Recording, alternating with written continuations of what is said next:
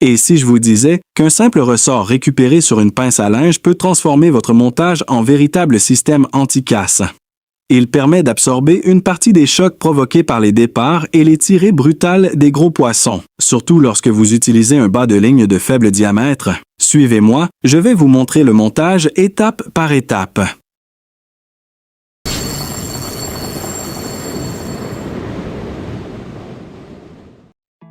Au lieu que toute la puissance du poisson soit transmise directement au fil, le ressort joue le rôle d'un amortisseur en accompagnant les coups de tête et les accélérations soudaines.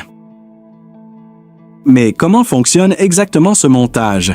Et pourquoi peut-il faire la différence entre un poisson perdu et un poisson sorti?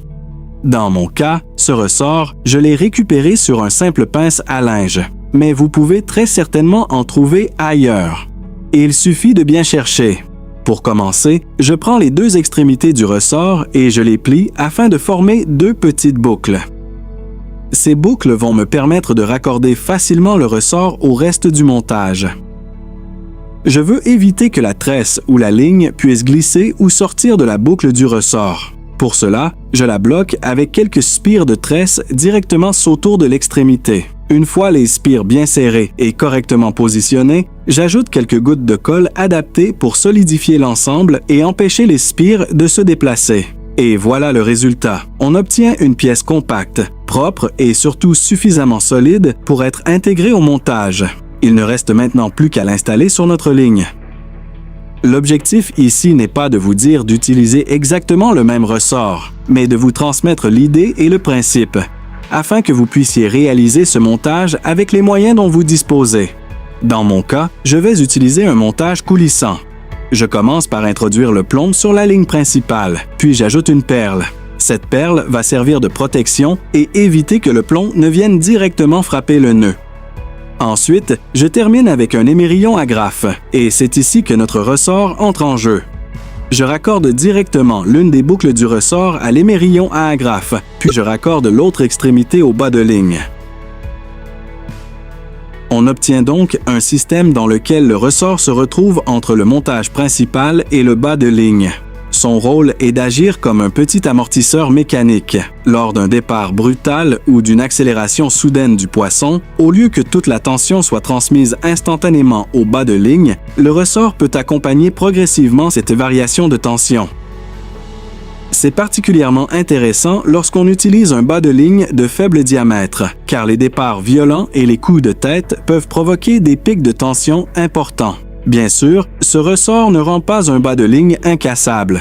Il faut toujours respecter la résistance du fil, vérifier les nœuds et adapter l'ensemble à la taille et à la puissance du poisson recherché. Mais avec un ressort correctement choisi et un montage bien réalisé, on ajoute simplement un élément d'amortissement supplémentaire entre le poisson et notre bas de ligne. Et c'est justement cette petite pièce récupérée sur un simple pince à linge qui peut faire toute la différence.